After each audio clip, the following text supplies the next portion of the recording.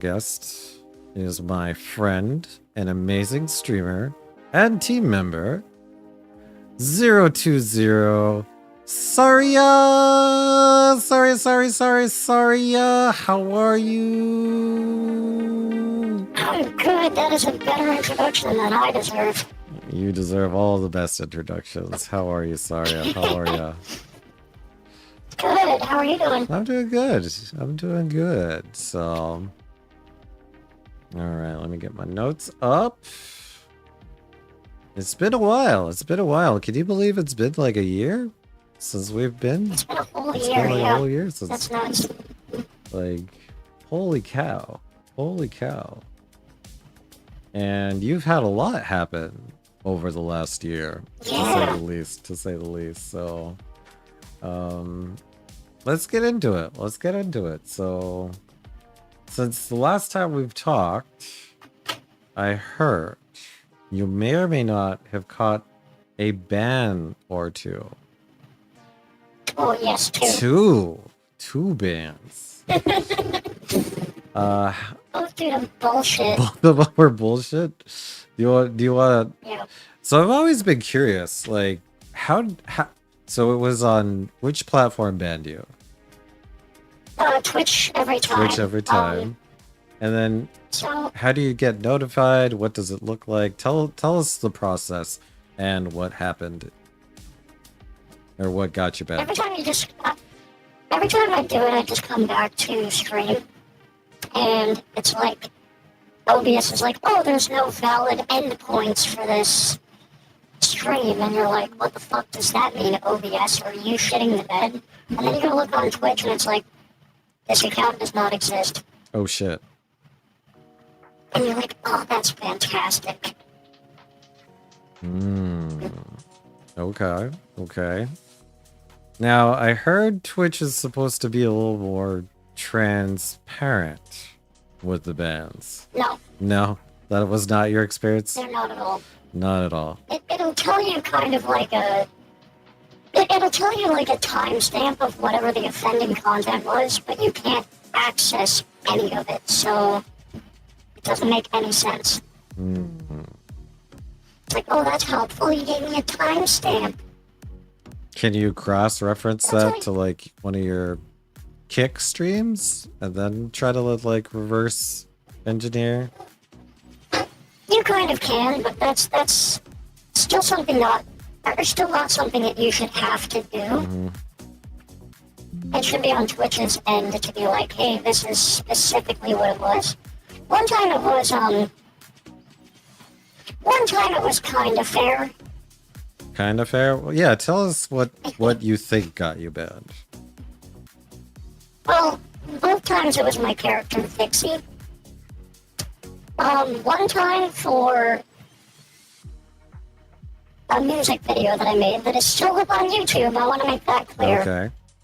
So YouTube's okay with it, but Twitch isn't. Okay. Yes. And then the second time was complete bullshit because Vixie was wearing clothes, and if she hadn't been wearing clothes, I wouldn't have gotten banned. No shit. Because the clothes were like somehow skimpy enough. Wait. Isn't you said that was Vixie? Your model Vixie Yes. model? Isn't that model have fur all over it? Yes. So like no matter what, like I have fur all over me. Technically I'm naked, but I'm also covered. But that's all natural form. So the skimpiness of the clothes, I guess, was what it was. Oh yeah. Oh, that's right. She had like a bikini on. She was like a tube top and like a really like high cut pants. So I just took the clothes off, and now I don't stream with clothes on any of my characters. They don't have any naughty bits, so Twitch literally can't complain. Yeah, literally she was covering what's already covered, which is fur. So I will agree with you. That's horseshit. Yeah. Okay.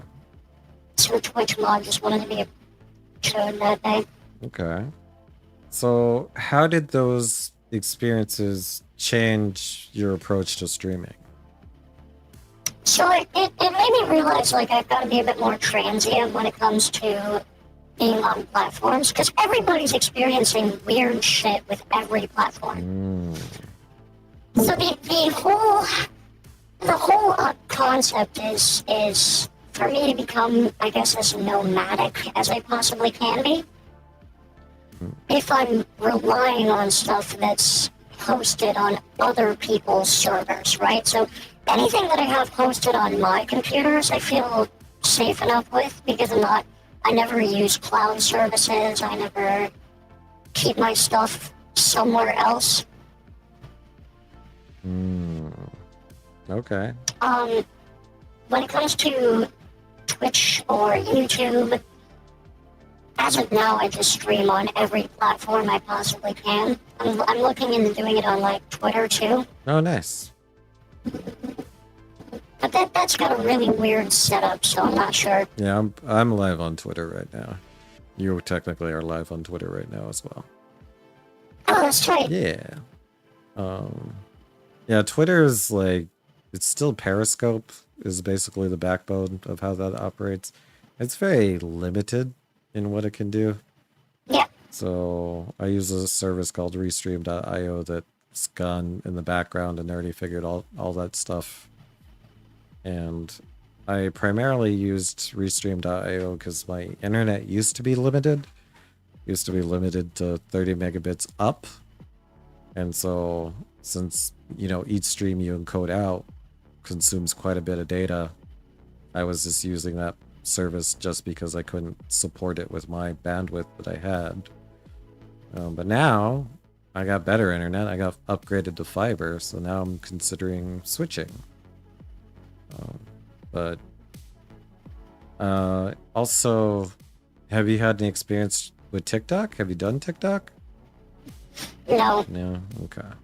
That? Too weird. Yeah. I just don't want to do the short form or whatever. Vertical. I don't want it on my thing. Yeah, I definitely feel like it's really weird with TikTok because they're anti-porny. They're supposed to be for the kids or whatever, but I've seen straight up porn on TikTok.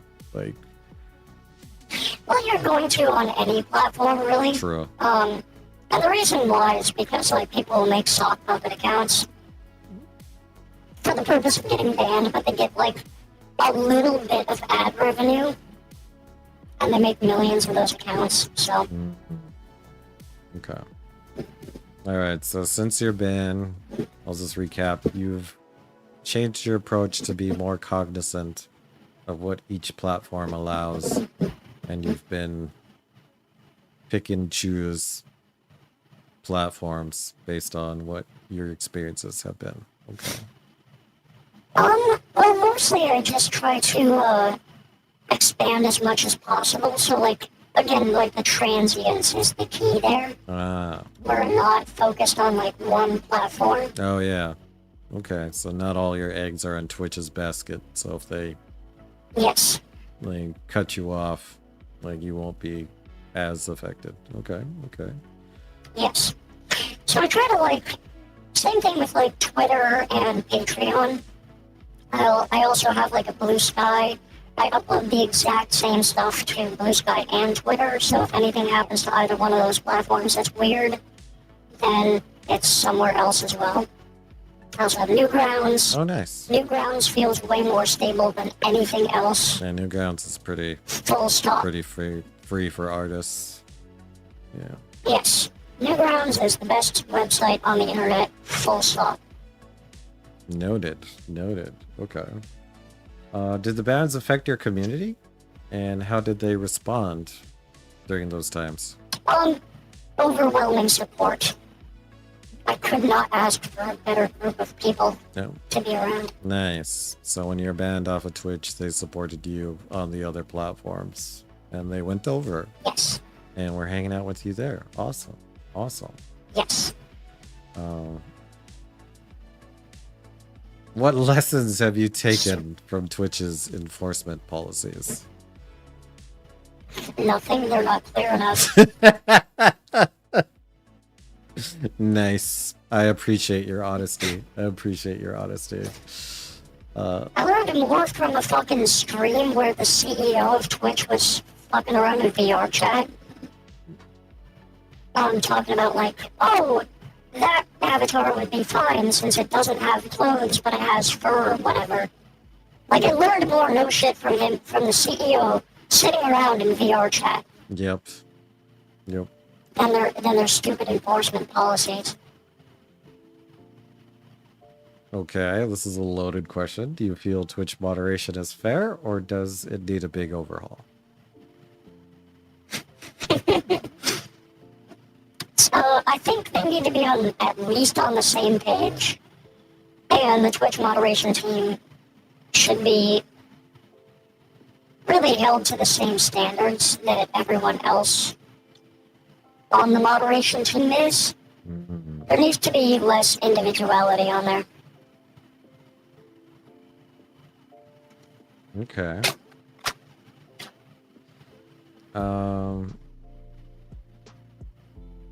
Have the bans influenced the kind of content you feel comfortable making?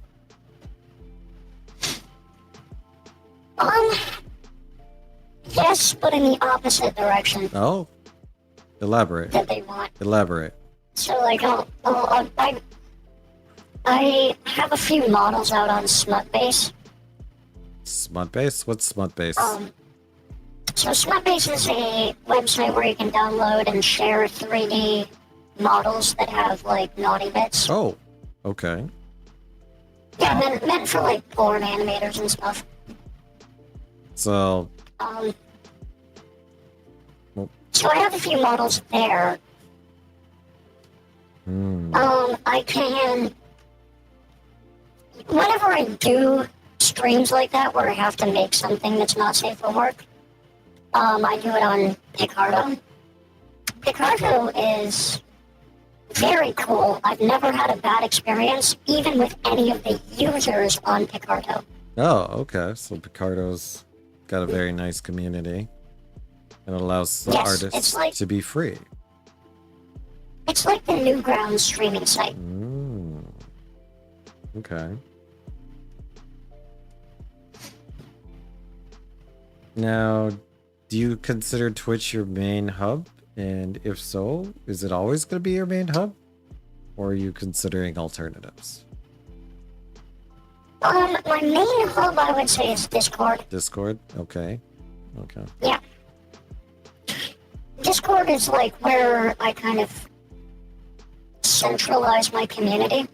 I would really like to, at some point, download a Discord local type service and just go completely like host the community on my own server and all that. Because that way I'm not reliant on another platform. Yeah, who could do the same thing Twitch does and just turn around 100% and then take your stuff off or ban you. Well, also I don't have to deal with like the fucking telemetry and all the invasive data scraping and all that crap. True, true. We are being scraped.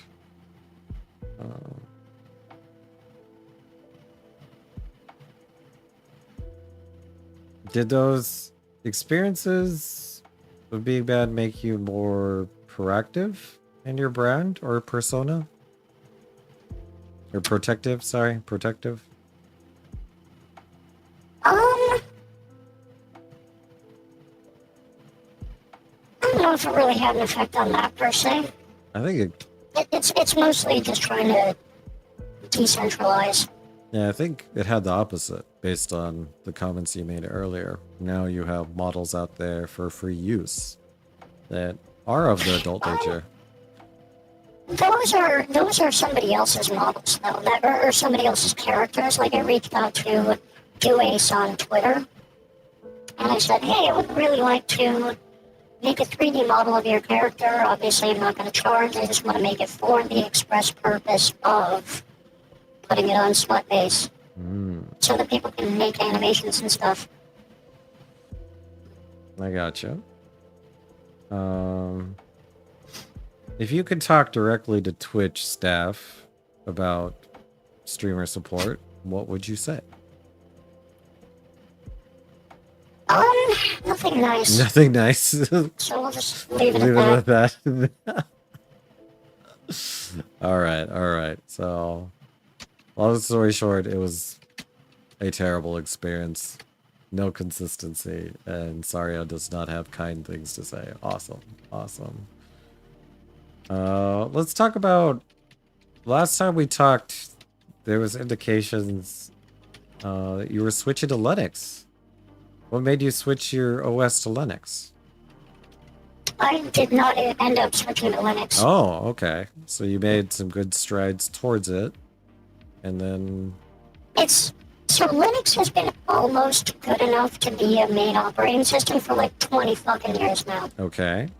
They keep saying like, oh, we're almost there, guys.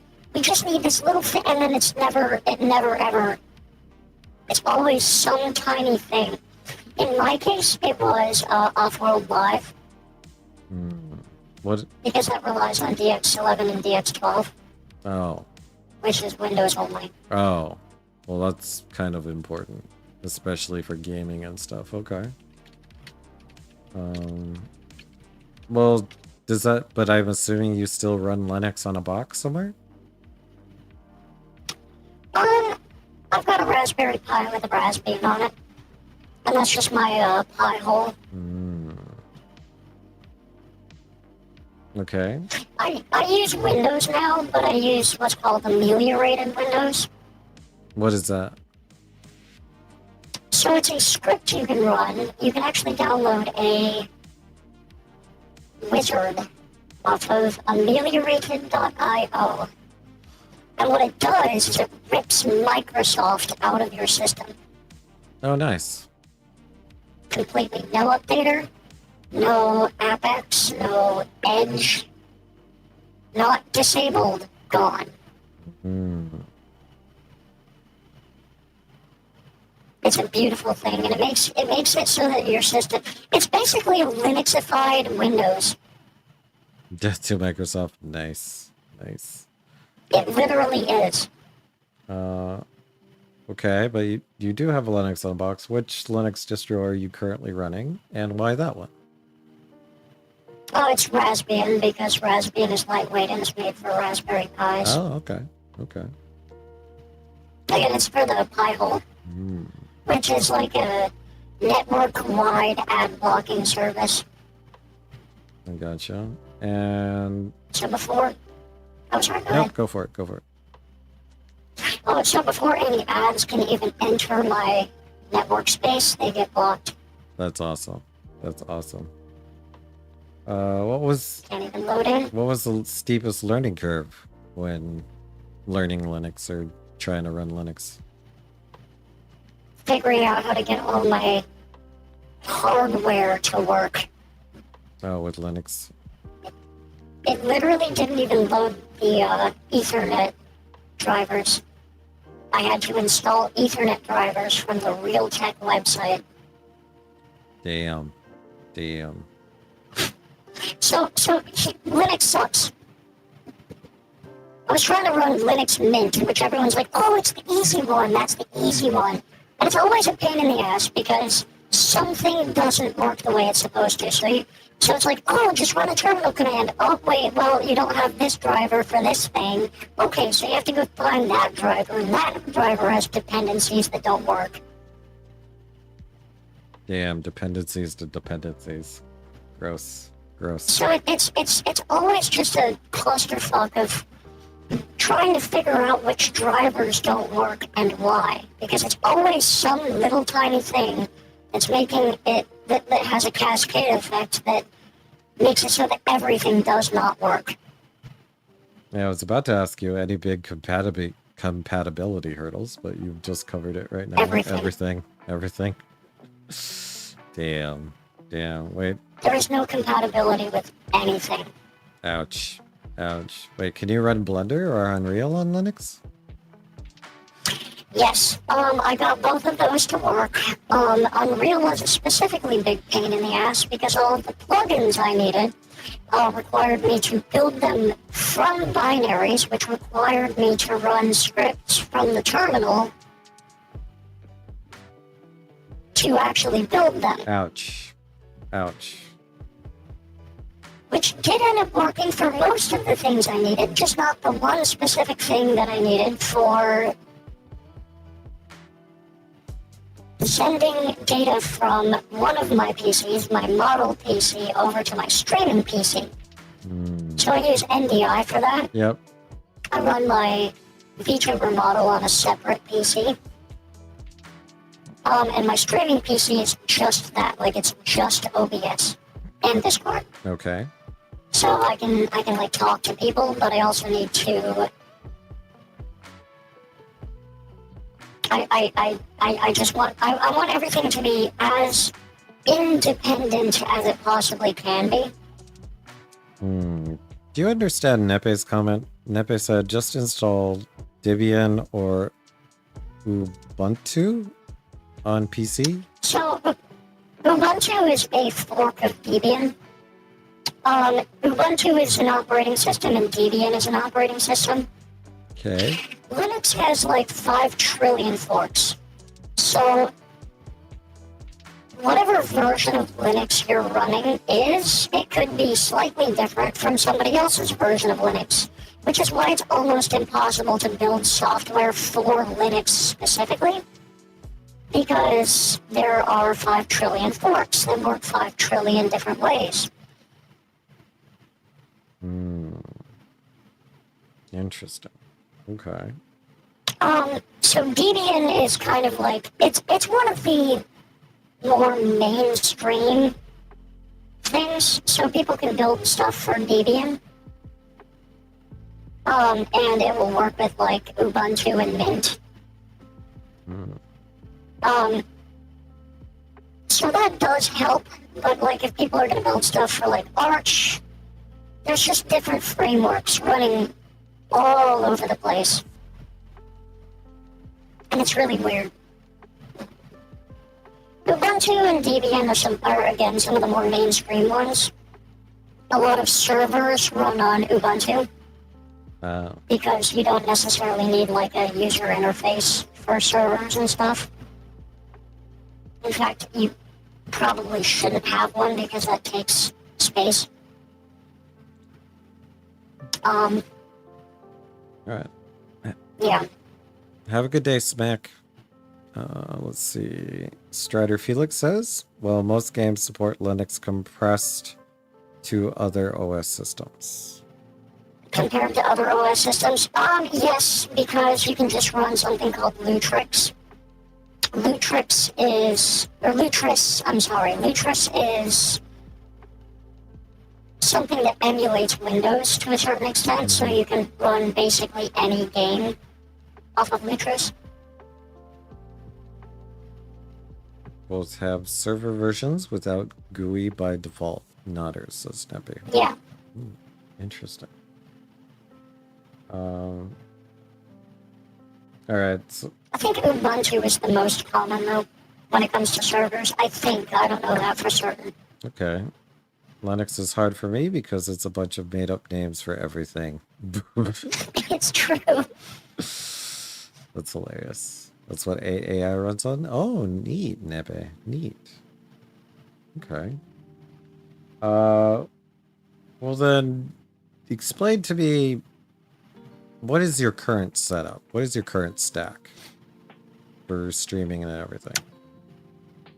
So I've got 3 main computers. Okay. I've got the main PC, which has all my brand new hardware in it. Okay. 9070 XT, Okay. which is the AMD graphics card. I've kind of moved over to Red Team. Nice. I've got, thanks to TTC Beppo, I have a stream PC with a Titan, and it's just a super solid machine for streaming. Okay, so that's what OBS runs on. Okay. Yes. And then my third, or I say third, but like, the last PC in the stack is the model PC, so that's running Unreal Engine, and it's running my model. And that's connected, of course, through NDI. That gets connected to the stream PC. Okay. Okay.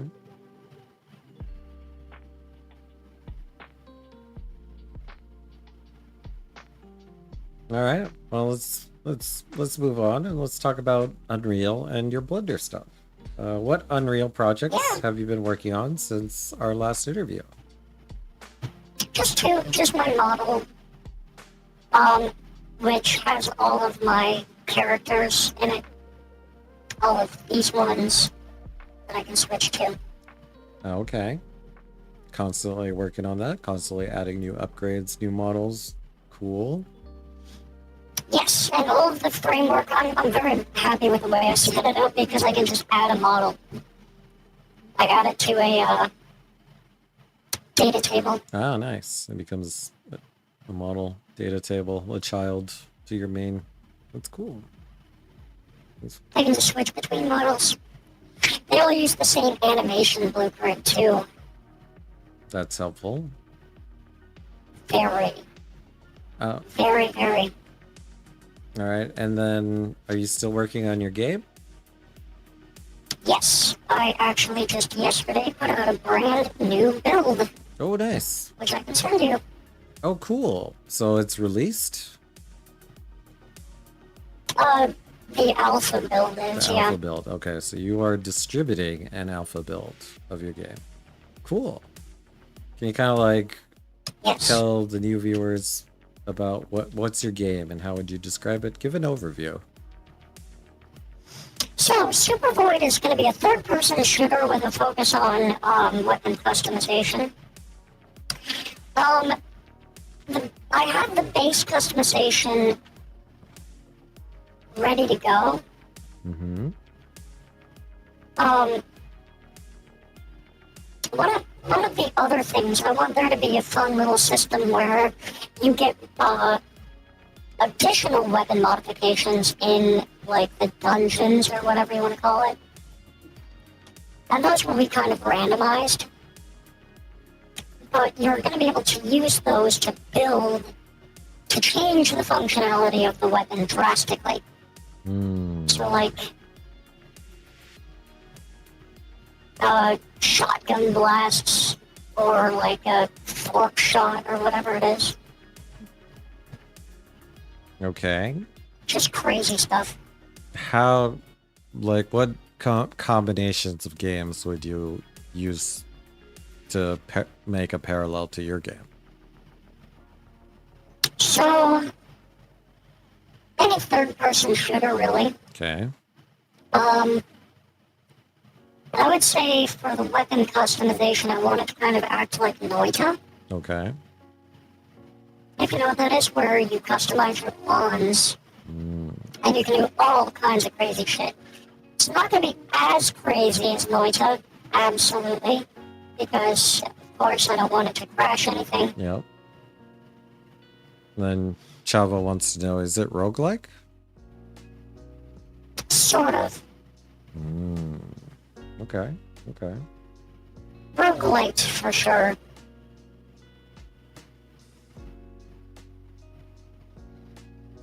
All right, and then what version of Unreal are you currently running? 5.5 for the model and 5.6 for the game. Oh, nice, nice. Have you used the newest features like Nanite Lumen? Nanite or Lumen? Lumen a little bit, yeah. Well, how is that? That's mostly just How has your user experience been? sucks. Sucks? Yeah. They're both kind of goofy. They work really goofy. Because it's not for, like, every machine. It's, like, super specific use cases. Okay, okay. Like it's better just to do like PBR shaders, and it's better to just do like stuff that's already been established in the industry for a long time. Mhm. Okay, and then let's talk Blender. Any Blender projects you're especially proud of recently? So I recently remeshed all of my characters. Remeshed them. Explain that. Yes, all 16 plus 6. So 24. The reason for that is I made a more shapely body mesh. Mm. With just generally better proportions, I think, and a more optimized mesh. Like the edge flow is better, and all the geometry looks good. That's cool. And then of course I'm using Blender for all the assets for my game Super Void. Cool.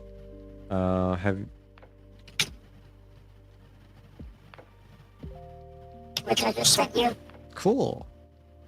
I'll Definitely not a virus. definitely not a virus, even though my machine is probably gonna think it is. Okay. Are you experimenting with any procedural workflows or sticking to the true traditional modeling? I will do procedural stuff for some of the dungeons because obviously I want it to be. I want the experience to be somewhat randomized, so it's not the same damn thing every time. Mm, okay. Okay. We'll see how that works when I get to it, though. I just want to get the good foundations done.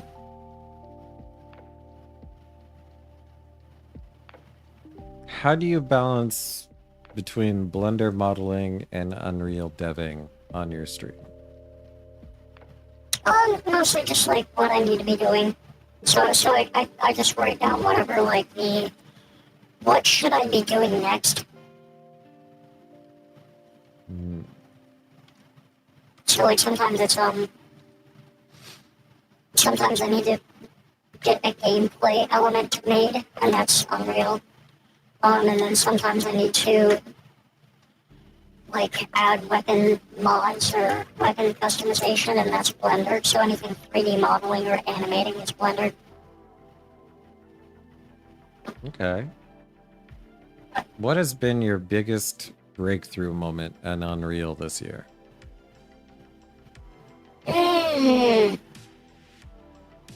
I would say getting all my models re-imported into Unreal. Because I didn't really realize how well I had set it up. Oh, Because it was damn near seamless. that's a plus. That's a plus. Yes. Because I'd spent like 2 weeks redoing my entire computer setup, like all the audio equipment, all the hardware. I put all of my computers into like server rack drawers and stuff. Mm-hmm. So they're all in the same spot. They've all got like perfect cooling, everything. Okay. So that was rough.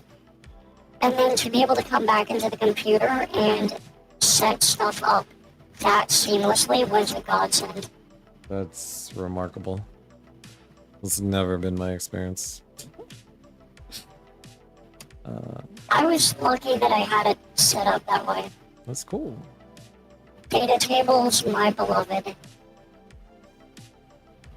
Yeah, I think I always use your stream as like a reference of like how clean and neat your, not only just the spaghetti, but like your folder architecture should look. Oh yeah, oh my god, setting that up. Yeah, like architecting that beforehand is huge. Is huge. It is. It's, yeah. Um, Good folder architecture gives you a good foundation. yep. Have you done any VR or AR work in Unreal yet? Oh, that was actually the first thing I ever did in Unreal several years ago, back in Unreal Engine 4.13 or some shit. Oh, wow. That's It cool. was neat.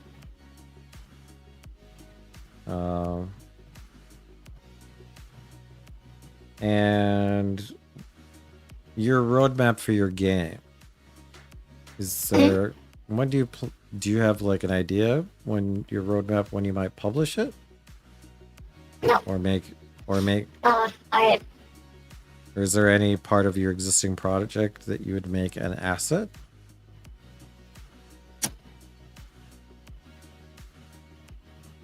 I don't have a release date or like an idea of a release date. Mm-hmm.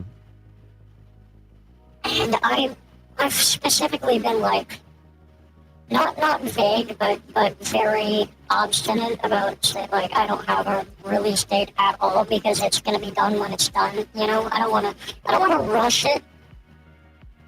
I'm also definitely not like dragging myself to complete or anything like that. Like there is at least ostensible progress on it, which is good. That's good. That is good. Like I did just complete the weapon customization system. That's the recent update. Cool. All right, let's talk streaming and content creation.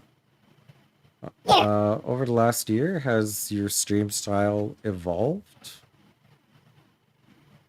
Yes. Oh, It's mostly into the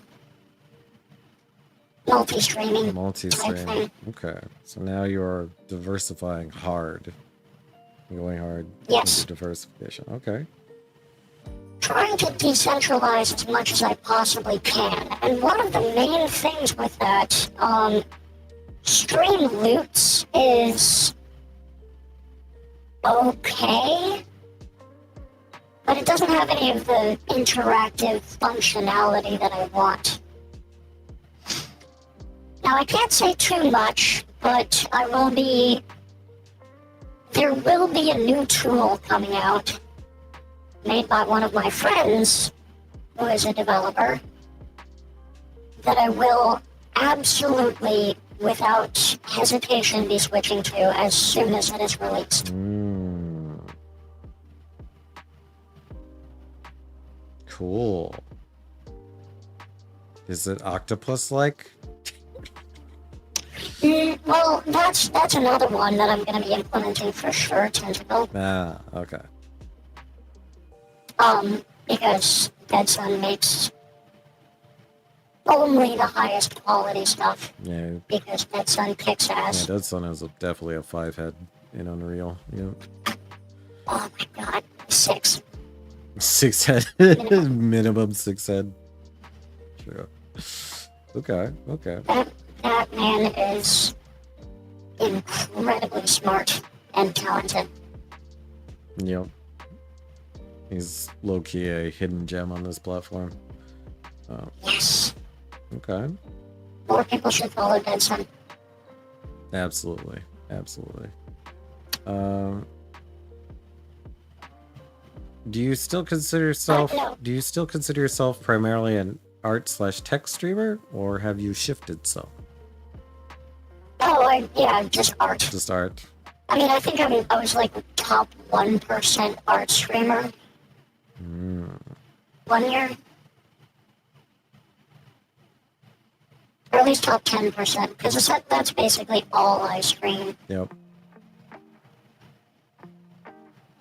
I just do like Blender and Unreal, and then I'll play some video games every once in a while. Okay. Okay. In the content creation space, are there some creative ideas or stream ideas you haven't tried yet, but you want to? That you're thinking about it? Sort of. Mostly I want the focus to be on like doing the video game, making video games and stuff. Because that's a big, long-term goal that I can work on It implements music, it implements sound effects, it implements 3D art, it implements 2D art. All kinds of stuff can kind of come together, and it doesn't have to be me working on the same thing every day. So there's like diversity to the content already. It's definitely not the most sensationalist type thing. Like, it's not really traditional content creation.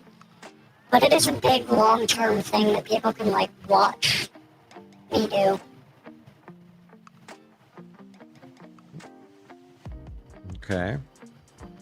So it's a good, like, content plan for at least a good couple of years. That's cool. That's cool.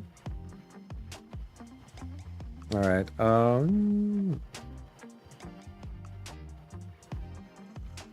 Since we touched on multi-streaming, let's talk more about multi-streaming.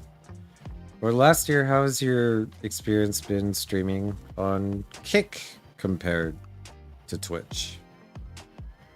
Kick is a cool platform. Like, it's a good backup and it's got a good layout.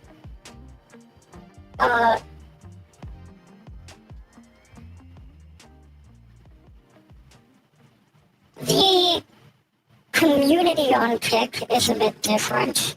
So it's really not VTuber coded, I would say. Mm-hmm. It's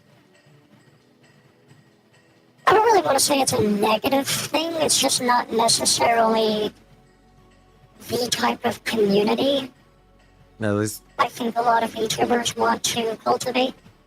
yeah, But I have met some really cool people on there. yeah, they seem to prefer IRL/fake scam streamers on that platform. Yeah, somewhat. I don't really want to say it's like scam. IRL streaming, sensationalist type streaming, and definitely the less considerate.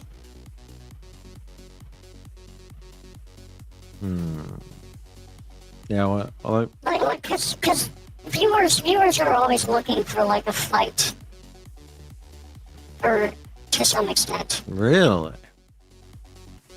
Not really a fight. But they're more. And this is sort of a generalization. I want to make that clear, where it's not like everybody's like some kind of like Precious. troll or something like that. Somewhat more toxic. I'd say they're less moderated. Well, yeah, you definitely sense Less it, moderated. feel it. That's definitely true. But there are also a lot of very, very sweet people on there. So I just stick to the VTuber category so that people like know what they expect and like in the little containment area. Yeah, I've tried to branch out outside of VTubers. The admins move me back or put me in other/watch party, so I get exiled. So, my I experience, haven't had that happen, mostly just because I self-contain. yeah, if you go outside of VTubers, I might put you right back in the admins. I don't appreciate that, but that's just how that site operates. Yeah. And how would you compare streaming on YouTube versus Twitch? Streaming on YouTube is weird, mostly just because the layout is like... They made it weird. Mm-hmm. It's a pain in the butt, but it does work very well. YouTube has been pretty nice to me, thankfully. Like, I haven't really had any problems with them.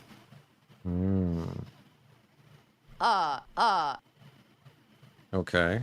Which is good, so it's just another vector of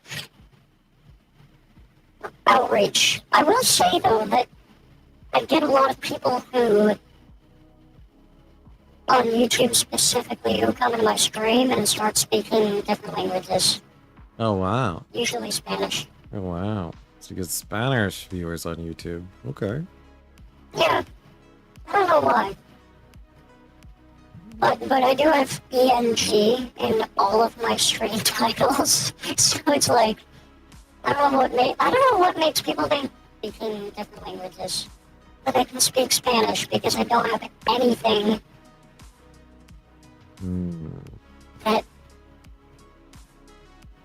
Yeah, I don't know. It's just something I noticed. It's very funny. Okay. Okay. And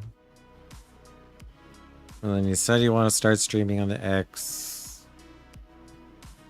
Yeah, I just haven't specifically set it up yet. Okay. And then when you do a Picarto stream, it's exclusively Picarto, right?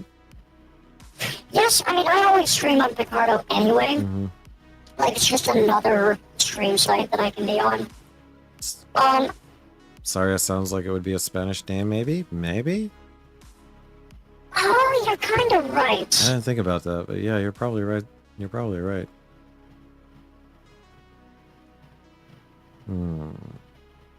That's kind of true, yeah.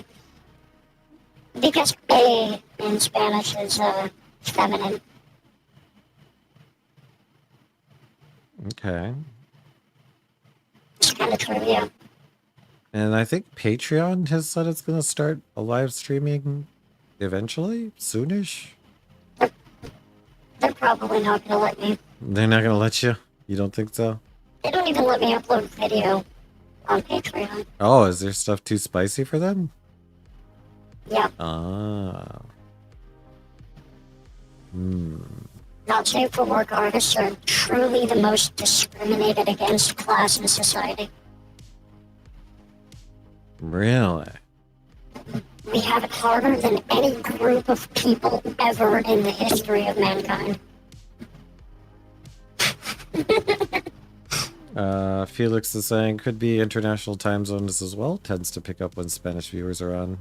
Oh, that's true. That's true. That's true. Yeah, it's kind of gross because a lot of it goes back to the payment processor. So the payment processors, being the ones that influence what gets on that platform and what doesn't. Yeah. Well, Shaz, I'm a gamer and a not safe for work artist. You have to understand. Yep. Yep. Like, if you think it's bad as just a gamer, you haven't tried making not safe for work art.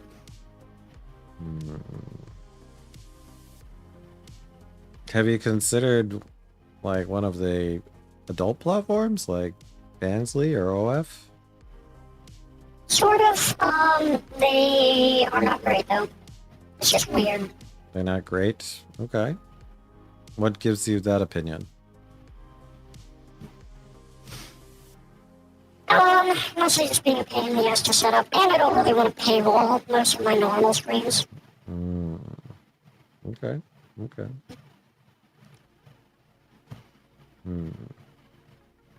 Because that's just not a good business model. Okay. Paywalling streams is not... That's not the way. It's the same thing as, like, paying for pictures of someone's tits, you know? Yep. It's like, why?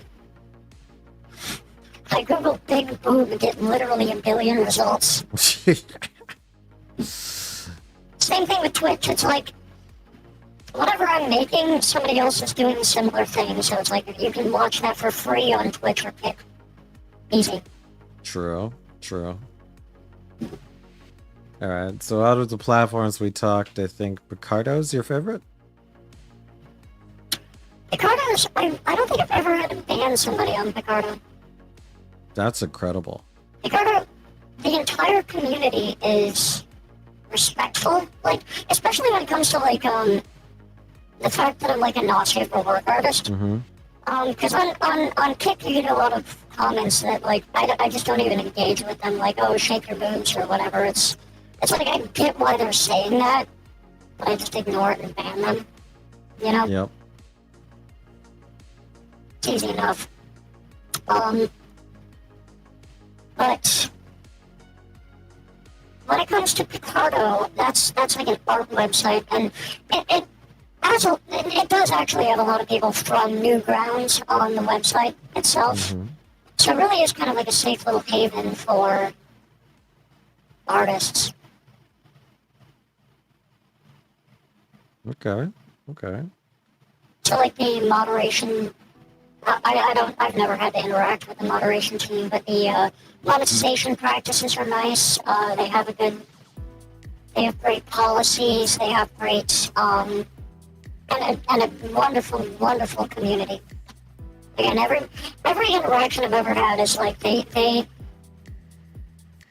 know what the social relationship should be between a streamer and a viewer. Like, even if the streamer has, like, big breasts like myself. Yeah. Felix says, I'd said Picardo shows a very professional community of like-minded individuals that learn from one another. It's true. That's very true. It is definitely a smaller community. But again, everybody on Picardo, kind of already adheres to a very good social etiquette standard. Like without even having to say it, right? Like there is no rules for social etiquette on Picardo. It's just the way it naturally kind of fell into place, and everybody is very everybody kind of naturally adheres to that standard, which is really cool to see. Yeah, the AI says Picardo is one of the places where you feel safe and welcome. Yeah. Okay. Yeah, it's kind of interesting because like Picardo kind of reminds me of like when they wanted to have artistic nudity on Twitch. Well, that got ruined immediately. Yeah, that got right? ruined. Like on Picardo. Immediately. Once it just became straight out porn. That was my big issue with it. Is it?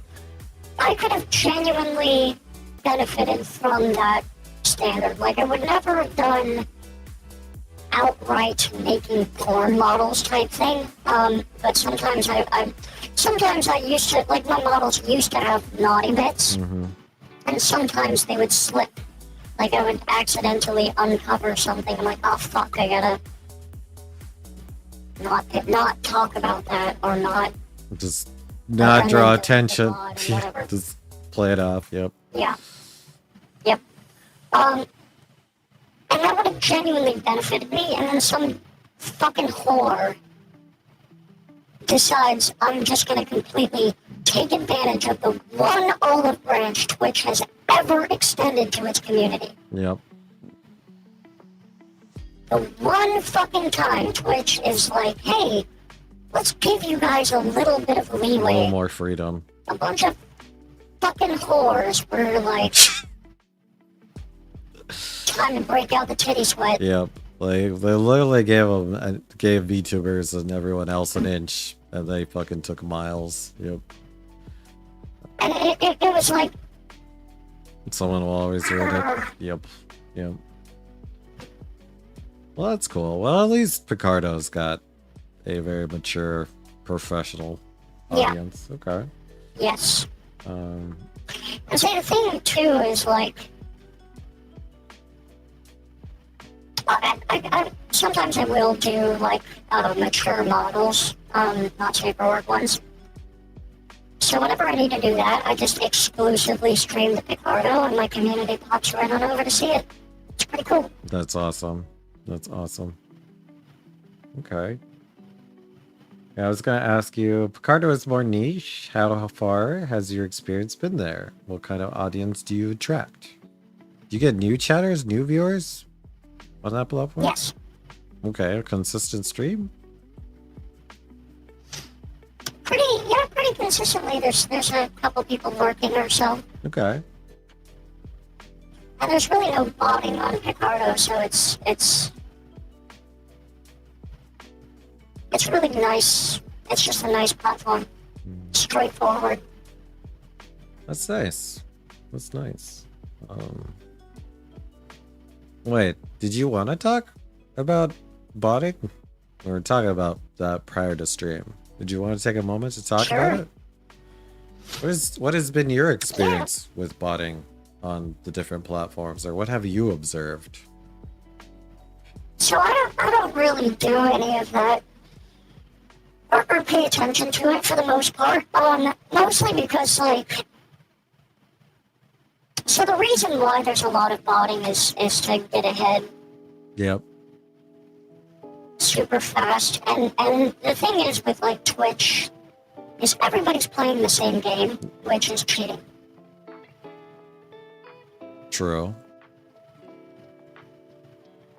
True. So if that makes Twitch kind of a problem in and of itself, is like if the only way to succeed is to cheat, then you're setting, first of all, a really bad precedent for not only yourself, but the type of people you're going to attract. I'm sure it's fairly common on Kick as well. Mm-hmm. Yeah.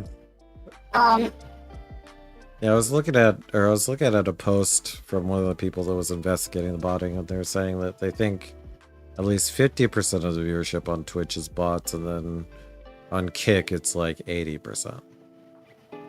yeah, What do you think about those numbers? I'd say that sounds about right. Yeah. Yeah, that sounds about right, in my opinion.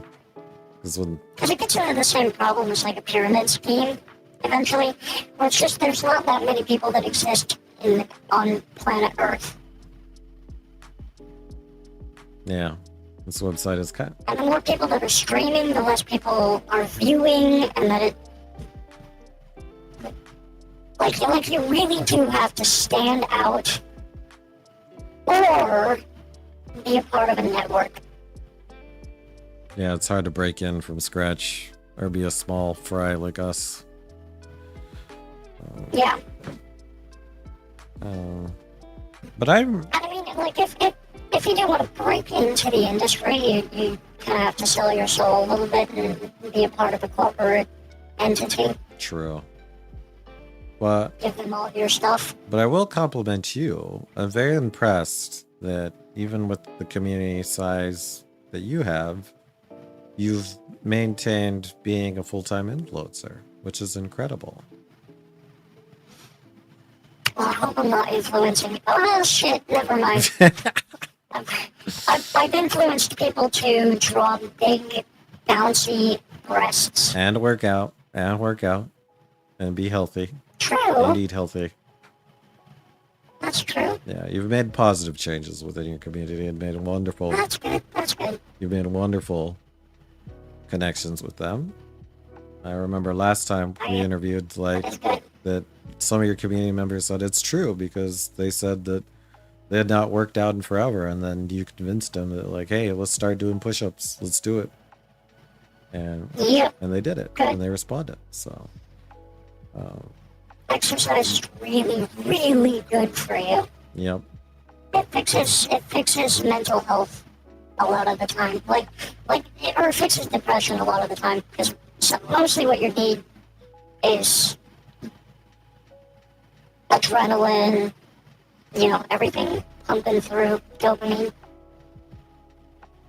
Mm-hmm. Better than drugs, it's going to be, because it's your brain naturally releasing those chemicals. So they actually did a study, and the best antidepressant on Earth is doing deadlifts. Really? Yes, by far, even better than actual drugs. All right. Felix says, "SARIA influenced some to pursue what they enjoy and push ahead regardless of bad days, looking to the positive through challenge." True. Felix is a sweetheart. True. I do my best. No, you've made positive changes in their lives, and they appreciate you. So, Okay.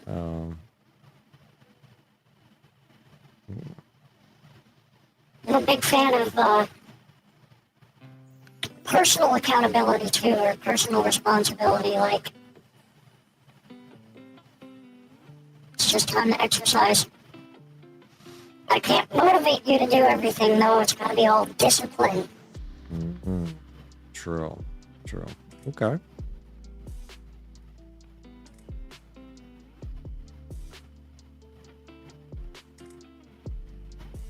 I was going to ask you this, but I think I know the answer. How have you found one platform stands out as the most supportive or rewarding in practice? Now that you've tested them all. Yeah, Newgrounds Picardo. Newgrounds of Picardo.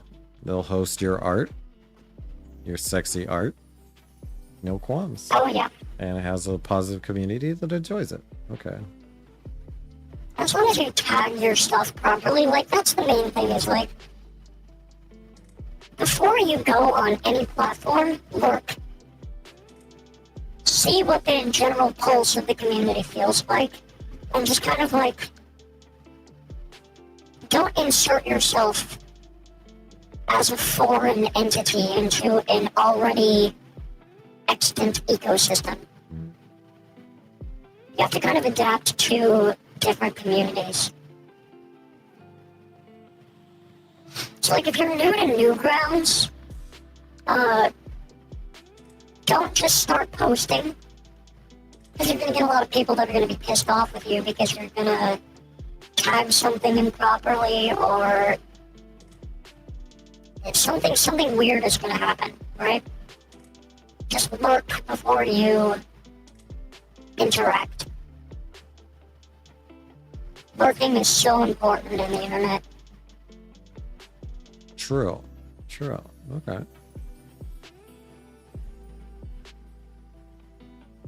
And I think you answered this already, but has multi-streaming over the past year changed your overall strategy for growing your brand and community? Yes. Is that, would you give that as an advice to up-and-coming streamers to multi-stream? Not at first, actually. Not at first? Like, get a feel for it on one platform first and then branch out? Yeah, lurk more. That's always my advice. Lurk and kind of get your finger on the general pulse of any community, and then you can kind of slide in. Tom's will always watch it on Newgrounds. Wow, you know every... Tomphobia. Yeah, you guys know each other. You guys are a tight-knit crew. Holy cow. Felix, do you know Tom in person? I wonder if they've met up before, or at least I would had a assume that Discord they've call. met. At least. He says, I do. Nice. Nice. Okay. That's way cool. What's been your most fun stream moment this year? Over the past year? What do you think's... Anytime I play Gardic Phone. What is it?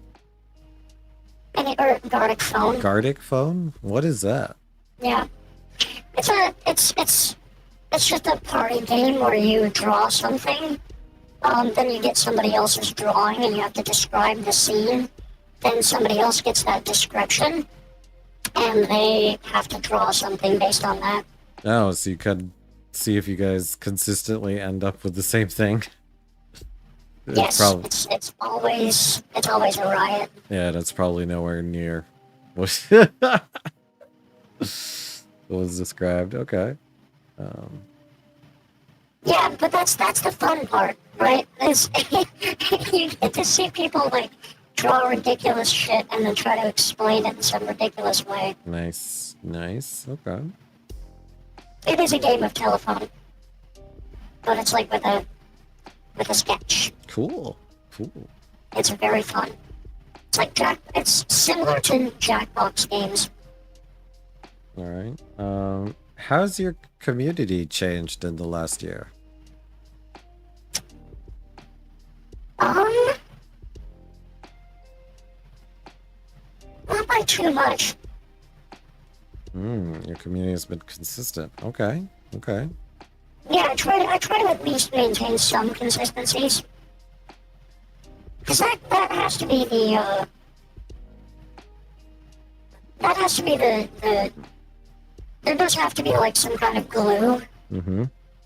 So Discord is kind of the main hub. That's where I post like all the updates and stuff like that. Host movie nights. Everybody hangs out. Twitter and Blue Sky is for like renders. Newgrounds is for even more renders.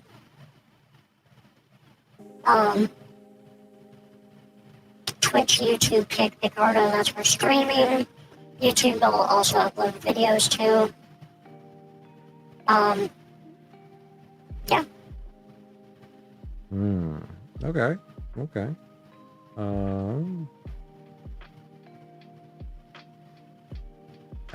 Any cool collabs you've done since the last time we talked? Oh my god, there's this really cool streamer, Sarok, that like gave me a chance to be on their stream every once in a while. I guess play like a game of Fortnite with this really cool streamer, Sarok, that I really admire. I'm like her biggest fan. Really? Yeah. Are they a big streamer? Like 1K, 10K? Super, super ultra famous and cool. Mm. And she's gonna be the most famous ever. Awesome. Awesome. She would kick me right in the chest if she heard what I was saying right now.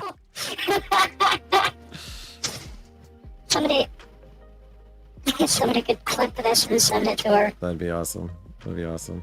She would say, "Oh my god, shut up!" That would be really cute. She's adorable. No, I don't collab too often, believe it or not. I noticed. It's usually mostly tight knit with your community. You game with your community quite a bit. You guys do? Yeah, sometimes. I try to. I should more. Yeah, I see you play a lot of the Warhammer games too. Yeah. We'll just start time. Mm-hmm. Those are with like mods though. Nice. How do you keep your community engaged during long dev projects?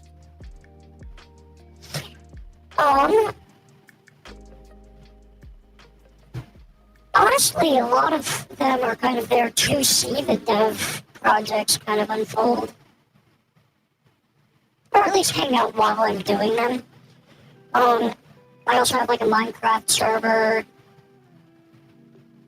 that's mostly managed by one of my moderators. Okay. Like I own the server and everything like that, but they do all the building, they engage with the community. Radish Warriors is their name. And they've been such an incredible help. Like they host a lot of movie days. Just a super cool dude. Great lad. So a lot of it too is like moderator help. Okay. Because I don't think of myself as very engaging or very fun. For the most part. I just yell at machines. That sounds like a lot of fun.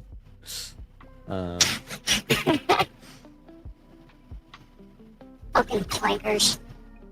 Clip saved. Nice. Nice. Oh shit.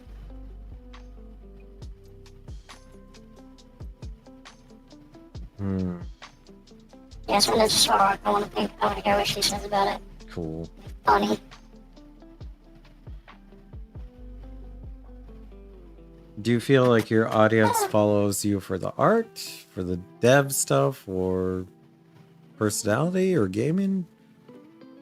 Is there one? I think they initially follow me for the big bouncy breasts. Okay. And that's the strategy, is like, hopefully there's substance behind it. Like a video game or whatever else. Cool shit. Lure them in with the booba, make them stay for the content. Exactly. That's my master plan. Cool. Cool. That's my content strategy. Do you feel like you've found a unique lane within the streaming space? In what regard? Like, only you are making big booba robots that everybody loves to see? Mm, Hey, what's up, Radish? see, that's the guy. That's the fella. That's what I was talking about. Oh, you speak of the devil, he appears. The Minecraft master. Oh, nice, nice.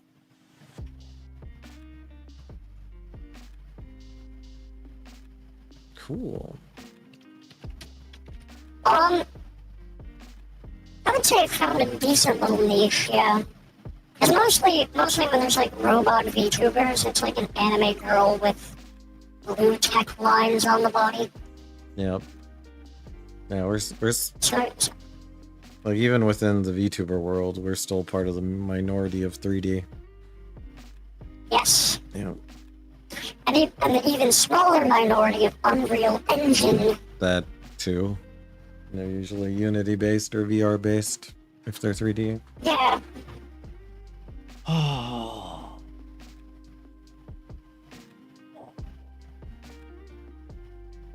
All right. Now, looking ahead in the next year, where do you see yourself over the next year? For your channel, your dev work, where do you want to be? For pretty much the same spot. Like again, the plan is to kind of just keep chugging ahead because I have a good content plan. Not necessarily the most engaging content plan, but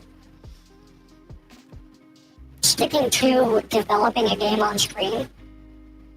That's a big long-term goal, which makes it so that I don't have to really worry about what I'm going to be doing for the next week or so. It's just going to be making a game. Mm-hmm.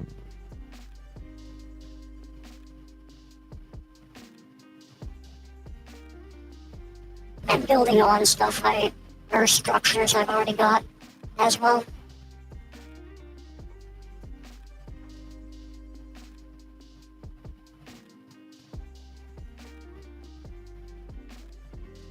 That's cool. That's cool. All right. Art streams and character design and all that fun stuff. Again, all of that plugs into game development, which is nice. Like, it's already stuff I like to be doing. Mm-hmm. Yeah, you can even take your own models and put them in your own game. Make them unlockable characters. I could. I'm not gonna do that. For the reason that I don't want people to rip the models and use them. True. True. So, like, all of my robot characters, aside from Prisma, who's the main character of Supervoid, they're only going to be in cutscenes, pre-rendered cutscenes in the game, for the most part. That makes sense. That makes a lot of sense.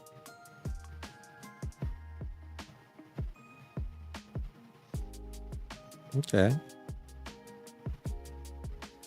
All right, at this time, I'm going to open it up to the chat. See if you guys have questions for this amazing 3D VTuber friend of mine. Do you guys have any questions for Saria about Saria's content, brand, game, anything related to the world of Saria? And I'll think of a silly question in the meantime. If you got a 10K grant for your stream, what is something you would buy? What's the first thing you would buy? Well, I've already got all the streaming equipment I would ever need. And actually, something like that that's the reason why I have a brand new PC right now. It wasn't a grant, it was an inheritance. Oh, nice. Which is unfortunate, but... It was a very sweet thing for my grandmother to leave for me. Oh, wow. Your grandmother left you. Yes. Very cool. Very cool. Well, you wouldn't buy anything then. You'd just keep the money. And, oh, if I got a grant, for like streaming gear.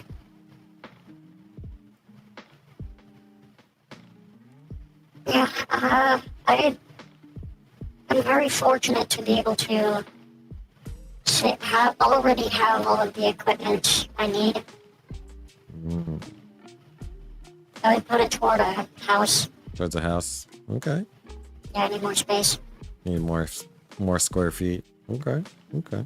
I guess I would buy a quieter AC unit. That's like $600. Nice. Okay. Okay.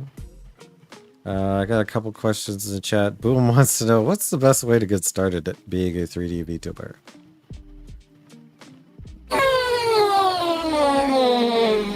Go straight into the deep end, download Unreal Engine,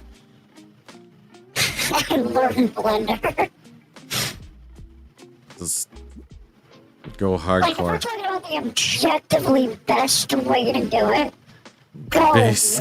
go all out. Fuck it. Unless you want to be like everybody else. Alright, Felix says, what new programs would you like to learn over the next 2 years? I would not like to learn any new programs, to be quite honest. I'm still learning Unreal. Yeah, Unreal and Blender are like never-ending curriculums, so... Yeah, no, I'm good. Boom says you should buy 5K view bots. Yes, yeah, there you go. Easy. Easy. Easy. Yeah, at least $5,000 on new bots, and then just... Oh, no, okay, I'd buy some more servers. Service. Or more server computers, and then use those for bots. Commission Boom for 10K. True. Boom. Yeah, Boom is a commissionable artist.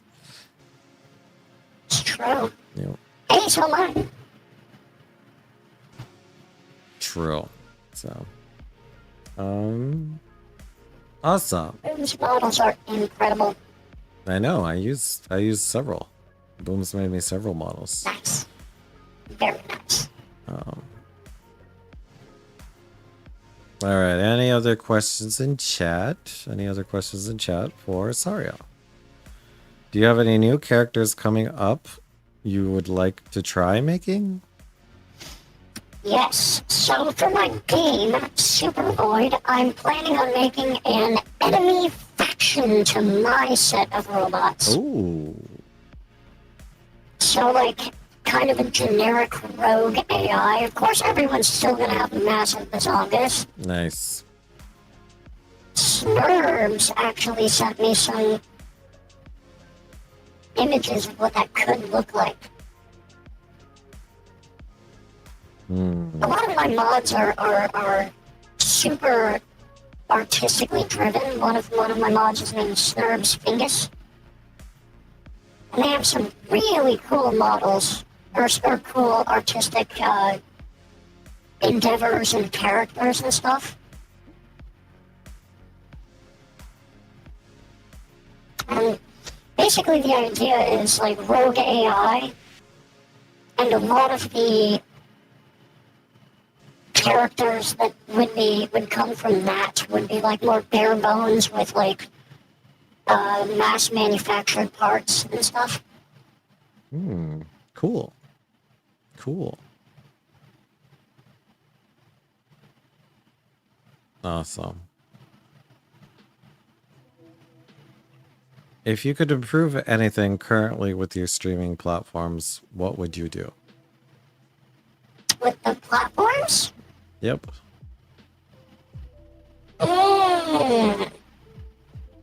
Make Twitch leave me alone.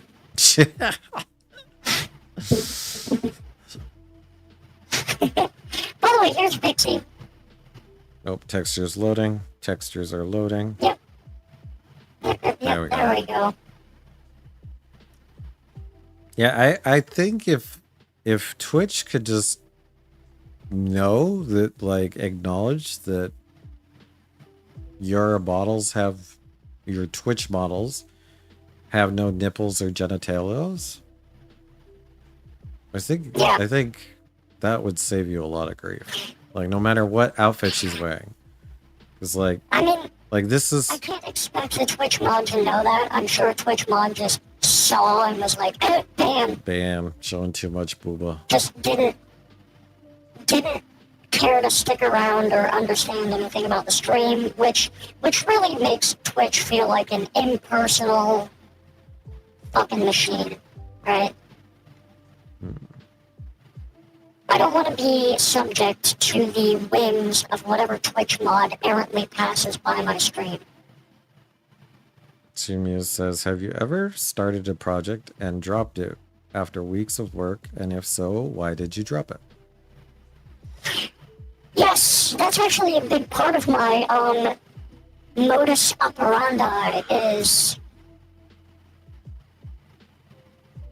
trying not to fall into the trap of the sunk cost fallacy. True.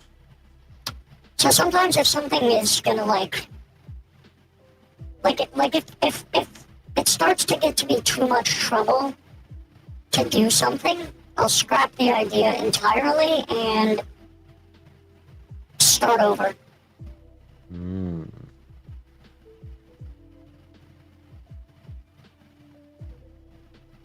It's exploration knowledge. True, Nepe. True. Felix wants to know, where do you see yourself in 5 years from now in the streaming realm and your own current business? Hopefully with a shiny new game released and mods hired. Have enough of income from your streaming that you can actually pay your mods. That would be nice. Yes. That would be nice. Yes, that's the idea. And to have like a warehouse where I can make and distribute my own merchandise.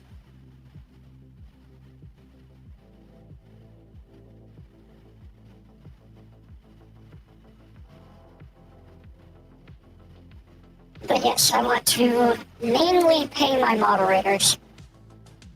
Hey, you got some tight niche ones, especially if they're willing to operate your Discord, operate your Minecraft server. You know, that's a big help. Yeah, they do incredible work. I seriously do want to pay them. So, because they're doing it all for free right now, which is not fair. what Giga Chads? Sweetest. Yeah. All right. Well, since you remeshed all your models, do you want to cycle through them and talk about each one? Sure. The one I did last was me. Because I can apply as many of the techniques that I learned from doing all the other models into myself. All right. So there's me. And basically I have 8 base models, the 0-100 series, and then the 200 series, which are kind of the assistants to each of the models. There's me and my assistant, Ionia. Where we just kind of have general chain of all trades type roles, I suppose. Here's Cobalt. She's a sniper. And her assistant Sylvie is a spotter. So reconnaissance and cameras and stuff like that. There's Keprit. She's administrative. She keeps everything organized. Everything ever. Yep. Her assistant Tara, who's data storage. Thank you for the pets, Felix. Yeah. There's TGT, an assassin. An assassin. Also cat-like features. Just saying. Just saying. Yes. Kitty cat. Big knife on the tail. Yep. There's Cersei, her assistant, who is communications. So she's basically a walking comms array. Vina, an engineer. And her assistant Flora, who's way bigger, Damn. who is an architect. She's actually got 4 legs. Oh, I was like,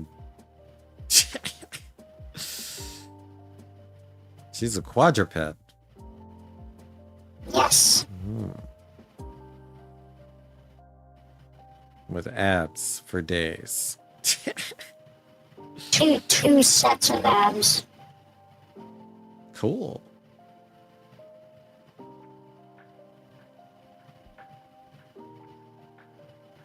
Oh, I've actually got 2 Taurik characters.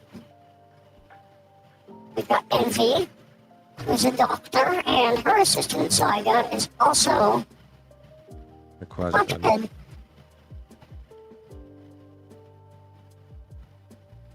Wow. She's very well mannered.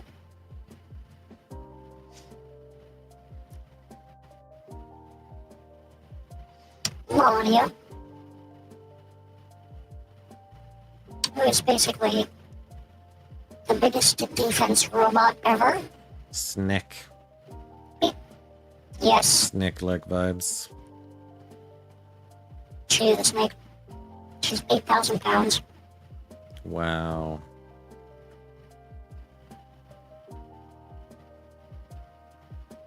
Big robot. Her assistant is Aja, who is demolitions.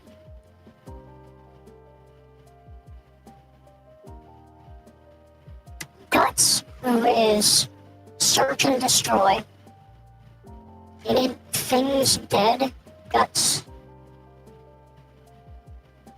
And then we have Sorosty, who does chemicals. She's a chemist, mostly deadly ones. But she really likes CS gas. The detail on these models is amazing. Thank you. And animation. Just the idle snick animation. That definitely looks like it took time. Not as much.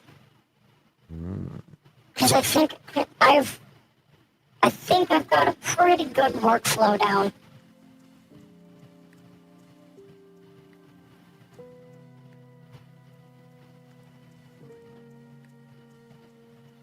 And then we have Amber. Textures loading. Yes, indeed. We have Vixie, of course. Mm-hmm. Barrett. And Orca. Oh, you got an orca now. This is Etna. We have Hera. And Petra. Hmm.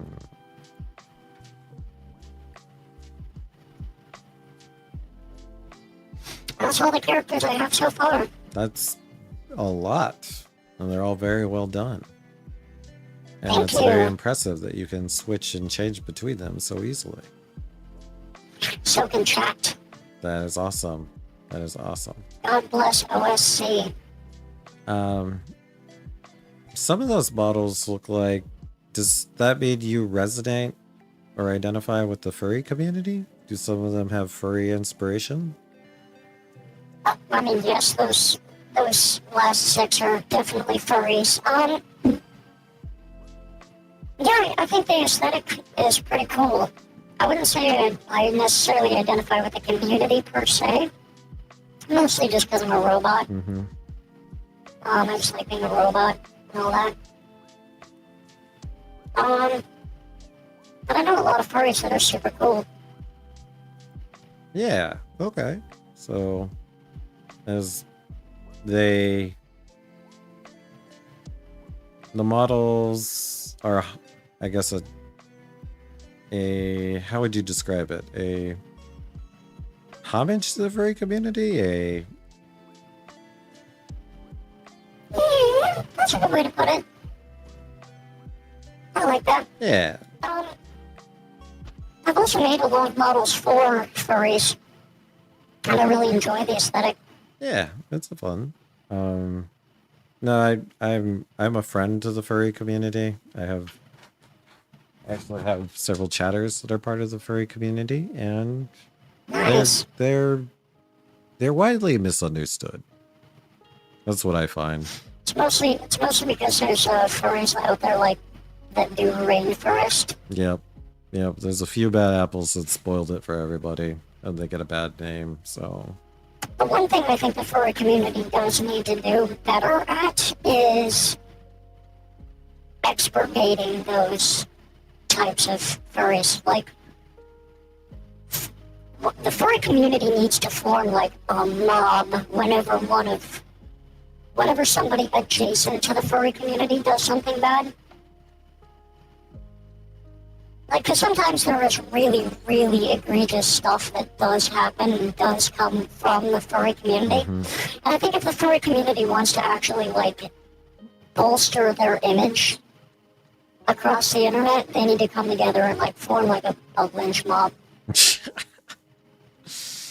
And that is exaggeration to a slight degree. But I really do think that that's a big thing that needs to happen when it comes to maintaining the image of a community that's especially viewed as weird or new. Is they need to prove that they belong and prove that they can behave, right? Yeah, I think if there was like a collective marketing team that could do some damage control. Not damage control. I think the main thing is, like, again, expurgation from the community. Like, say, like, this motherfucker, burn them like a witch. Don't worry. The rest of the internet doesn't need to worry about, like, doing something about this person, because we're going to do something about this person. We're going to contact authorities. We're going to get in contact with the appropriate people to deal with this piece of shit ourselves so that nobody else has to. We're going to police our community so that the rest of the internet doesn't. Right? That's the type of thing that needs to happen with a lot of niche internet communities is gatekeeping. People need to gatekeep their shit more. The SARIA method. A swift fist of justice. Yes. Well, that's the thing that really ruins communities is when people come in and they start, like, doing some egregious shit. It ruins it because there isn't a swift and brutal, it needs to be a brutal response to it, right? Like, oh, hey, somebody was caught grooming children or something like that, some awful shit. The response to that needs to be very, very severe. And it needs to come from the community that person said that they were a part of, you know? That's the thing I don't think people understand too much is people, they make the mistake of, like, trying to say, like, oh, it'll blow over, or, oh, I don't agree with that. It needs to be like a hard line. This person is not what our community is about. And we're going to prove that by dealing with this problem. Interesting.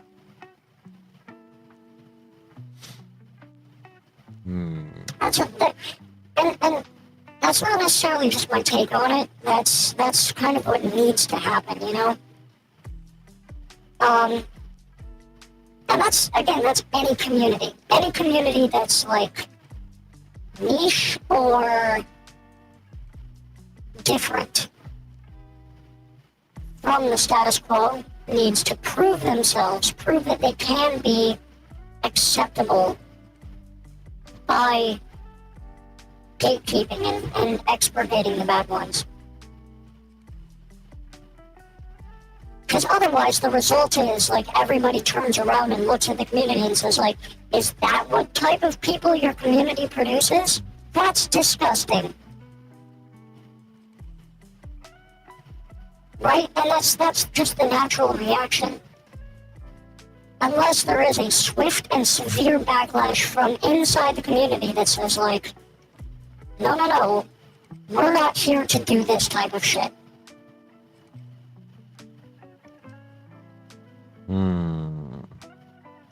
I mean, it's definitely a way. There's definitely a way.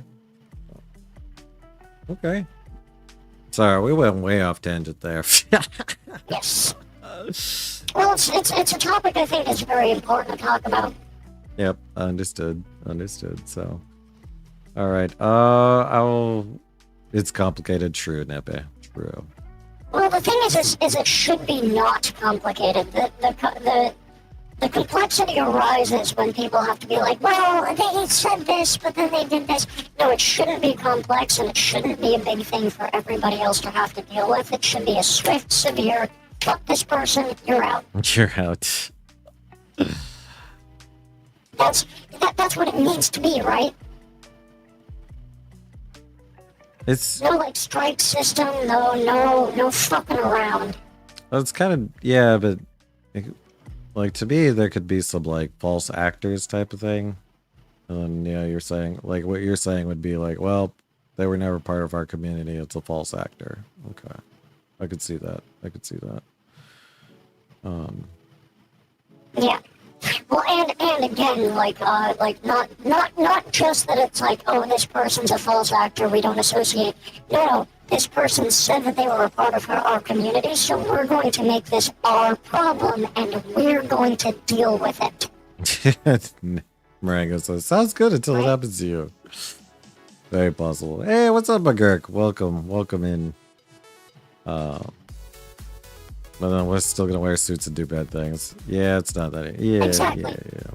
That's the thing too. Is like, so let's take some like furry community stuff, for example. Like, sometimes there are people who do some super egregious shit that say they're part of and interact very often with the furry community. It needs to not be the rest of the internet that comes along and says, hey, we have to take care of this person, they're doing egregious shit. It needs to be the furry community coming together and saying, we're going to tear this guy limb from limb. They're not one of us, but we're going to deal with this problem. Right? Brutal. Because they're giving, yeah. Well, again, it needs to be brutal. It needs to be, because the furry community doesn't want to be blanket statemented, right? Like, oh, hey, the furry community does this type of shit. You want to avoid that. And the way you avoid that is you deal with problems yourself. You take initiative. Interesting.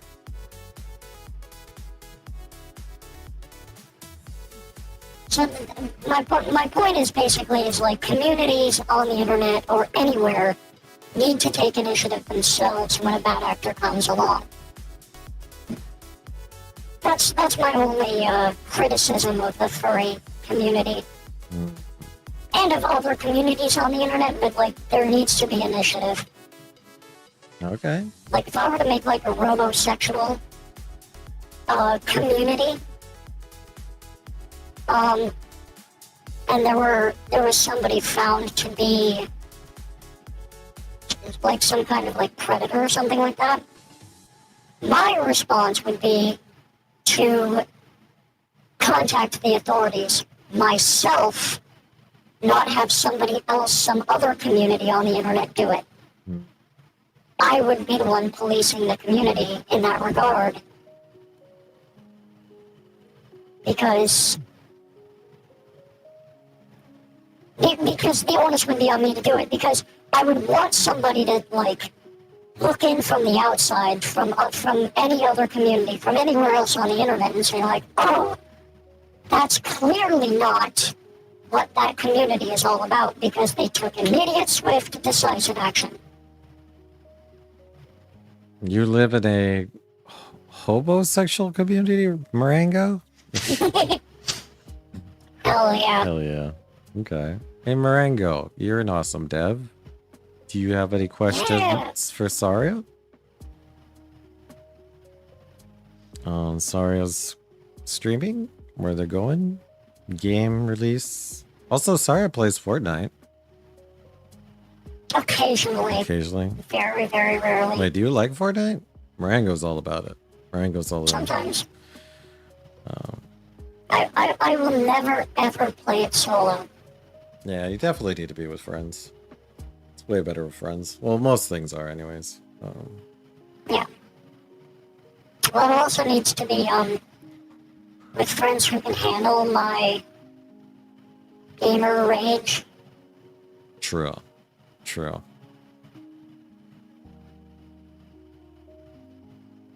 Alright, I will take that as a for next time. Hell yeah. Alright, Saria, I think what we'll do is we will say bye to YouTube. So everybody Sounds good. in the chat, it is Goodbye, YouTube. the same way as we said hi. So if you do HIYT, we will say bye to YouTube. So let's get the HIYTs in chat and let me do a stream ending. This has been another awesome collab in catch-up session with Saria. Thank you so much for having me. Yeah, so I'm going to make sure to link comment, or I'm going to make sure to link all of Saria's socials. Go support Saria on all the different platforms, as well as remember to like, comment, and subscribe. And we'll see you guys next time. Alright, make it easy. Yeah. Bam. Done. All right.